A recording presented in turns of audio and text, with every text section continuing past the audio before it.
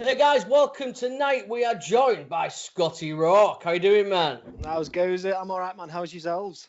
We are awesome, dude. I know we were just talking about how great we all are at technology before we started recording, so it's good to have you, man. It's good to have you. How's life treating you at the minute? Yeah, life, to be fair, like a lot of people have been quite sort of doom and gloom and shut inside, but genuinely at the minute, my life has been never better. Honestly, like it's ridiculous. Awesome, man. That's really good to hear. I know we said a few minutes ago, like everyone we've spoken to, they've either found a positive or it's affected them quite badly. It's nice to know that there's people where, there's been a silver lining to some things where it's giving them time to focus on other things outside wrestling or giving them time they wouldn't usually have. Do you feel like that's happened with you? 100%. I mean, like, don't get me wrong. Wrestling is something that I am so passionate about, and I've always loved wrestling. And ever since I can remember when I was a kid at junior school, and it was like, what do you want to be when you grow up? It was always, I want to be a pro wrestler or I want to be a rock star. Like since I was like 7. So you put them both together is what I'm hearing. I've done my very best. I mean, small scale at the minute, but you never know where it's going to lead. But yeah, sort of this extended hiatus that has affected the entire world. I think it's put a lot of things into perspective for me, especially. Obviously, I can't wait to get back to wrestling. I can't wait to train and put on shows and be in front of crowds, whether it's like with the band or with wrestling. But there's been so much I've sort of been doing in my own life that I feel I've taken time for myself to sort of rekindle other things. Before we speak about any wrestling stuff, Scotty, you mentioned you're in a band, and I saw some of the promo pictures the other day on Twitter. The band looks awesome. Haven't had a chance to check them out yet, but can you tell us a little bit about your band? Give us a plug. Oh, awesome. So, the band is called Orphan, but it's spelt with a V because we're obviously really edgy and really cool. So it's ORPHVN. And we started sort of like last February, March. So literally just before lockdown. And you'll appreciate this, Jamie, like with the wonders of technology through lockdown and not being able to mingle with people, we've still managed to put out 3 singles in our first sort of year. And it's been incredible. Like it's been an awesome experience to sort of have to do things kind of not face to face. I mean, we filmed a music video for our latest single, and that's when the rules were kind of relaxed and you could mingle with up to 6 people or be in a group of up to 6. So we sort of made the most of that whilst we could. But yeah, like we're just like a little hardcore band from Grimsby, and we're trying to reignite the local hardcore scene. Well, I do appreciate that technology that you've just told me about. I'm trying to work it out in my head how you did it. Callum will explain it to me later, no doubt. But where can we find the song? Do you have anywhere we can listen to it? Because I would actually like to. Yeah. So all 3 singles are out on all streaming sites. So you can find them on Apple Music, iTunes, Spotify, and YouTube. Sort of Amazon Play, like the works. We're out there. But yeah, it's been really, really cool and genuinely really enjoyable. I guess. So who are obviously, because I believe it or not, I was in a band many years ago. I'm a guitarist, so I'm a big music man myself. Who was some of your musical inspirations then? Oh, so I've played guitar since I was about 9 years old. But in Orphan and in the band I was in previously, I've kind of dropped the guitar and I'm purely just the front man, so I do vocals. I've been listening to a lot of, so we're a hardcore band, so it's all sort of like aggressive, angsty, like shouty, screamy vocals that is genuinely quite therapeutic. I would highly recommend, if you are stressed, go and sit in a dark room and scream. But yeah, some of influences on the sort of style of vocals that I'm doing at the minute, like people like Courtney Plant from Spirit Box, like they're quite up and coming and quite new, but they're absolutely amazing. She's got a phenomenal voice. Brian from Knocked Loose, like iconic hardcore band. People like Malevolence as a band. But for cleans and stuff, I've really got into a band called Sleep Token. And the dude from Sleep Token's voice, like his clean voice is beautiful. Well, I'll be checking all of these out now. Like I said, I'm a musician. I love music as well. I'm more of a, I mean, I've got Dave Grohl tattooed on my thigh, so you can Phenomenal. tell. Yeah. But I'm a big metalhead, Motorhead, Led Zeppelin, and a friend of mine, he's a big thrash metal guy. He's got me listening to a band called Gojira, who oh yeah. Yeah, phenomenal. And he took me a couple of years ago to Leeds to see. You ever heard of Voivod? No, I've not heard. No, they're a French Canadian band. Highly recommend you ever listen to them. They're thrash metal, but I mean they're in like the 50s and stuff. But dude, they rock and roll like 20-year-olds. I highly recommend Voivod to you. That's 100%. I'll definitely check them out. So Lucy, my girlfriend, she claims that I have a very sporadic music taste, and I will literally listen to anything. So like growing up and being sort of 13 or 14, I went and saw Cannibal Corpse with Devil Driver. Nice. yes.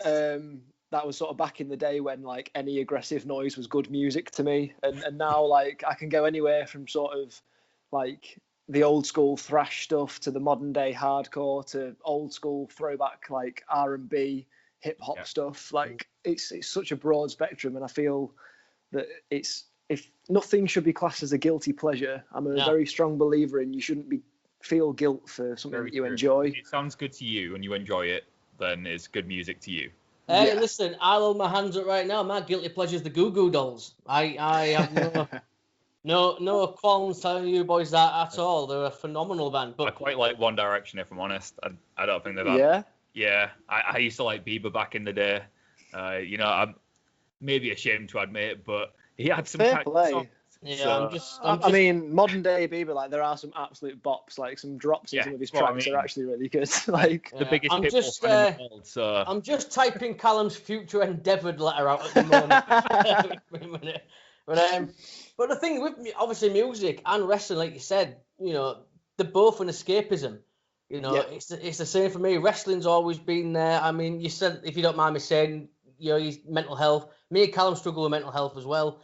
Wrestling and music have always been the two things for me that are always there. 100%. And I'm guessing that's the same for you. Yeah, I've always said it. It's like a lot of people have asked the question and gone into detail in regards to, like, I suffer with depression and anxiety, and they ask questions like, how does someone with anxiety cope being in front of a crowd? Like, how does someone with anxiety perform so well in front of anywhere between 50 and 1,500 people? And my response to that is it's exactly what it is. It's escapism. Like, you go out there, and the minute that you step out of the curtain, everything falls off your shoulders. Like, a friend of mine genuinely turned to me once, and it made me well up a little bit, actually. Like, so a friend of mine came and saw me wrestle, and this friend we'd got quite close, and they'd helped me through a lot of like dark patches and shit. But yeah, they came to see me wrestle, and after the show, he came to me and said, "It genuinely, like you can literally see the weight lift off your shoulders when you come out of that curtain and you're about to wrestle. It's ridiculous. Like it's like all the best bits of you are there." That must have been, like you said, if you wanted to well up a bit, I can see why. That's the ultimate like escape. That's what escapism is. You get to be the best parts of you in that moment for however long you're wrestling. Yeah. Completely free from any anxiety. I've turned around and I've said, so where sort of wrestling and real life kind of merge. Scotty Rawk has, as a character, Scotty Rawk has none of my everyday problems. Yeah, like he's just there to have the best time and put on the best show he can. Yeah, man, I say it's an escapism. We're all saying, obviously we're not wrestlers, but it's the same with me. When I'm feeling down, I know I can go on the network or something and put a pay-per-view on for 2 or 3 hours, or if it's WrestleMania, 17 hours. But it's just it's that escapism. I forget everything. I'm lost in that world. Same with music. I'm totally with you on that, dude. Totally with you. Before I talk to you about wrestling as well, You're a very handsome fellow. I mean, has anybody ever talked to you about like modelling, like for super kicks, or I'm sure he's never been told he's handsome before. That's ridiculous. I mean, this is news to me. You're making me blush. I'm getting a bit hot under the collar. There's this affiliation, super kicks. I'm just throwing it out there because I know the two guys who run it are really cool, handsome guys, and I know. They are apparently cool and handsome. Yeah, so I would vouch for that. I would say that the two runners of Super Kicks are very cool and handsome chaps. I heard that that Super Kicks sent you t-shirts because you were handsome. I'm just throwing it out there. That's what I've heard anyway. So yeah. Well, to be fair, it was a tweet I saw, and it was, has anyone got any pictures of them hitting like a decent super kick? So I sent you guys some pictures, and the next thing I know, it was a mock-up design on a t-shirt, and dude, you have no idea how hard it was to find a usable picture of a super kick that I could use. When you sent it over, I was like, oh my god, that is perfect. Callum, what do you mean that you could use? Sorry, I mean they could use. Come on so now. I forwarded it Super Kicks and said, "How about this?" Yeah, that's great. And did the mock-ups and stuff, and I was just like, this is gonna do pretty well. And there's people in America wearing Scotty Rawk on the t-shirts. There's one in Australia. There people have Scotty Rawk on the t-shirts all over the world now. So yeah, and chances are 90% of them won't even know who I am, which is great. I love it. Awesome, dude. I mean, Trevor Outlaw did actually message me and he said, Scotty Rawk, and I was like, yeah, he's a UK wrestler, and he's like, oh, badass. Like, so he asked who you were, told him, sound. and so it would be awesome one day if if you get out there, Scotty, if you get to America at some point to wrestle, maybe hook up a match with a few of our Super Kick sponsored match with you and Trevor Outlaw. I think I'd love a Super Kick sponsored event. That'd be so sick.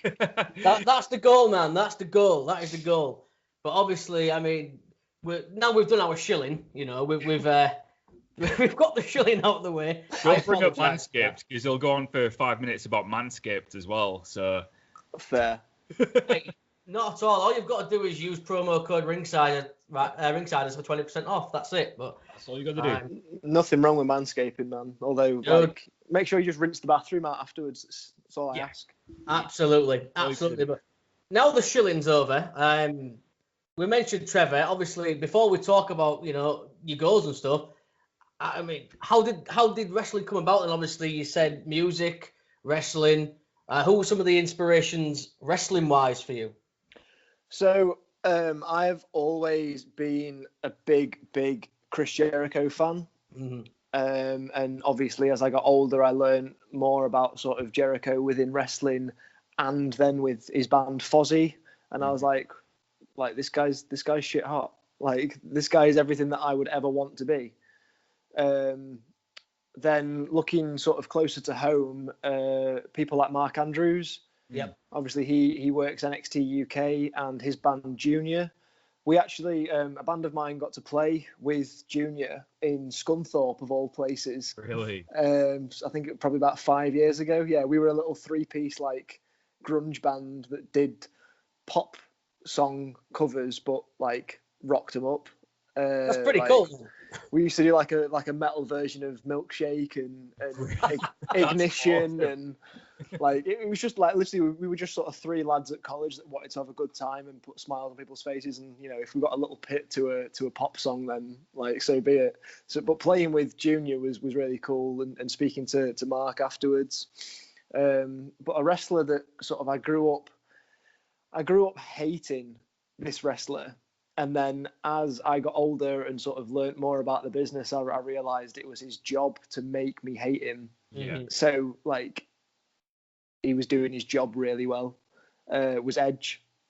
Yeah. Like, sort of 2007, 2008, Edge was like, I had a burning hatred for that dude. And as I say, as I've got older, I can just appreciate his work more and more. And when he came back at the Rumble last year, like, floods of tears. Yeah. Oh yeah. Oh yeah, dude. I mean, and I met Edge a couple of years ago, and he's an absolute sweetheart. The guy you see laughing and joking on TV, is really him. and he's just so cool and laid back. I mean, he was telling stories, and like every time he mentioned Christian, he paused and he wanted the audience to shout, "Christian's a dick." I mean, that's how it was. Just so much fun to just sit there and be around the guy. It really was. I feel like there's some edge in Scotty Rawk though. Like now you've mentioned it, the radar superstar, you know, is like rock and roll. Is there any edge in Scotty Rawk? I'd say there's a bit here and there's a bit there, sort of taken from different people, and sort of the best compliment is what's the word? I can't think of it now. My head's gone. Imitation is the best form of flattery. That's the one. Yeah. But yeah, I think sort of like there's certain things that I'll do, or certain quips that I'll say that have taken inspiration from the likes of Jericho and Edge. One thing I am sort of really interested to know is his hair care regime, because if you go from watching the Edge and Christian show on the network that was only a couple of years ago, and he had like the short back and sides, almost crew cut, and then he returned at Royal Rumble last year and his hair's halfway down his back. I'm just I don't get it. How has he done that? Yeah, that doesn't make any sense at all. No. That's like 5 years worth of growth in 2 years. It's ridiculous, isn't it? He literally he looks like someone's like hard nut, like biker dad, like something that the Sons of Anarchy have spat out, and I'm living for it. And the guy can grow a badass beard as well. I mean, he just looks. Oh, have you seen him on Vikings? Oh, yeah, man, he's insane. He's just, I love the guy so much. Yeah, I mean, obviously the Rumble this week he'd shaved his beard off. I was very disappointed in him, but you know, his Edge, we can let it slide. I think he'll all right. Knowing, like you said, he can grow his hair back within a year. By next Raw next week, he'll probably have a full beard down to his, down here. Yeah, I almost see it like a cartoon. Like he's backstage, gives it a squeeze, like. Yeah, and it's boom there. He just thinks about growing the beard, and it just comes out. It's like when you see Homer Simpson shave, and literally after about 3 seconds, it just pops back on the screen. It's just like that. It's got to be. What I do love as well, as you mentioned, gig in Scunthorpe. I love the fact that we can talk to you, and we all know where the hell these places are. You know, it's great. I mean, little fact for you then. You know, you mentioned Fozzy earlier. Fozzy once played in Hull. How mind-blowing is that? Fozzy once played in Grimsby. That's maybe even more surreal. Yeah, like, so obviously I'm like Grimsby born and bred, but Fozzy played the Yardbirds Rock Club. I think maybe 2015, something like so. Like it was like they weren't an unknown band. The first ever undisputed champion has played in your hometown. To this day, it's still one of the most surreal things one of the most surreal sentences you can say. Chris Jericho played in Grimsby and Hull. Yeah, it's absolutely mental, and it's crazy to think that we've played some of the same venues that some of these massive bands have played when they've come to Grimsby, which is mental. Like as I say, so like Fozzy's played Yardbirds. Back in the day, I think Enter Shikari and While She Sleeps played Matrix, which is like a dingy little nightclub in Grimsby. Bring Me the Horizon played Cleethorpes Pier. It's insane, dude. Grimsby I went to a gig in Hull a couple of years ago at a club called Welly, and we had Skid Row. I mean, it's just sick. Yeah, it's my mate. Kid I used to work with was like, I've got a couple of tickets for Skid Row. I was like, all right, where are we going? He goes, Welly. I'm like, what? Yeah, I was meant to go and see. I was meant to go and see like I think my mate had an extra ticket for Dragon Force at Welly. Oh yeah, I wanted to go to that. That's insane. But hey, speaking of Grimsby, you're a Grimsby boy. You've got a company on your doorstep. You've got BWR. What's that been like? So yeah, like BWR, it's very much family orientated. Like it's very sort of family. There's just a big homely feel when you're there. So it's been said by some of the workers that do work for like WWE and NXT and NXT UK, like they've worked some of our shows and then they've gone away and they've tweeted like a day later or something in regards to how well BWR look after like talent. And like seeing things like that and knowing that it's like a company that is on my doorstep and that I've had a lot of input in sort of raising from the ground with a few of like the other core members of BWR, like it's all we've ever wanted, really. And I know for a fact that the people that do run BWR, like it means a lot to them when they see that their hard work's paid off and things like that. So it very much is like we're all a big family. And I've always described a wrestling show as, you know, the big events that happen, like when you go to a wedding or when you go to a christening and you've got like distant cousins and aunties and uncles that you've not seen for like months and months and months. A wrestling show is just like that. Like you turn up to the locker room and you see your friends and you see people that you've not like worked a show with for months, and you turn up and it's just like family. Yeah. It's like a Thanksgiving but with spandex. Yeah. That's a great way of putting it. Thanksgiving with spandex. Yeah. I can only imagine. I mean, being like, obviously we're not wrestlers, but it must be awesome, like you said, making those friendships in wrestling, because you've all got that one thing in common. You love pro wrestling. Yeah. And it must be just as fun hanging out backstage as it is actually getting to wrestle. Oh, 100%. Like some of my best friends I would not know today if it wasn't for wrestling.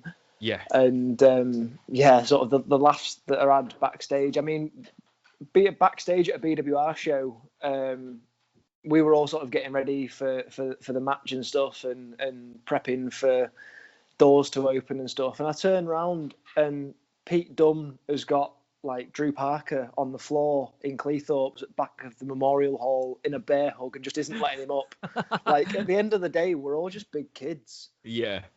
That's it, mate. It's a love for it, innit? We love it no matter what. It's always going to be there. But obviously, with the world as it is at the minute, you know, a complete and utter pile of shit.